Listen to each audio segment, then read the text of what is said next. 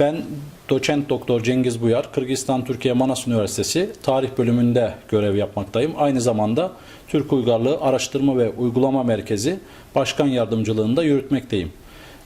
Bu çerçevede gerek Kırgızistan gerek Türk dünyasıyla ilgili olarak çeşitli çalışmalarımız bulunmakta ve Türk dünyasıyla ilgili birçok yayın yapmış bulunmaktayız. En son yayınlarımızdan biri Kırgızistan Tarih, Toplum, Ekonomi, Siyaset adlı çalışmamız. Bu çalışmamızı yapmamızın sebebi Türk dünyasını diğer ülkelere daha iyi, daha anlaşılır bir şekilde anlatmak, ortaya koyabilmek ve Türk dünyasındaki bilhassa Türk Cumhuriyetleri ile ilgili olarak herkesin kullanabileceği, herkesin bilgi alabileceği derli toplu bir çalışma ortaya koymakta idi amacımız. Kırgızistan kitabını çalışırken veyahut da Kırgızistan kitabını hazırlamaya başlamadan önceki amacımız.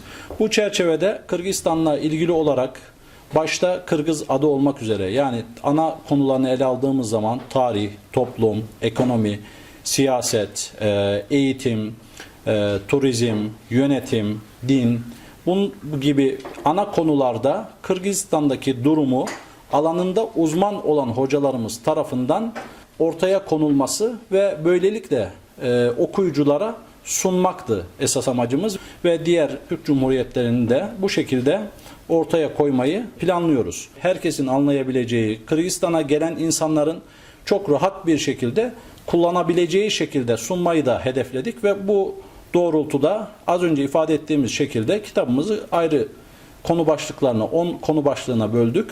Bu bakımdan alanında ilk çalışmadır diyebiliriz. Yani Türk dünyasında yapılan çalışmalar arasında bu tarzda gerek metodolojisi bakımından gerekse yapılış şekli bakımından ilk çalışmadır diyebiliriz.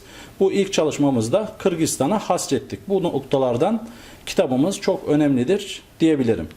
Diğer Türk Cumhuriyetleri ile ilgili olarak işte Tuva tarihi şeklinde ilk projemiz olarak başladık. Diğer Türk topluluklarını da elimizden geldiği şekilde tanıtmaya çalışacağız. İlk çalışmamız Tuva tarihiydi. Tuva tarihini tamamladık.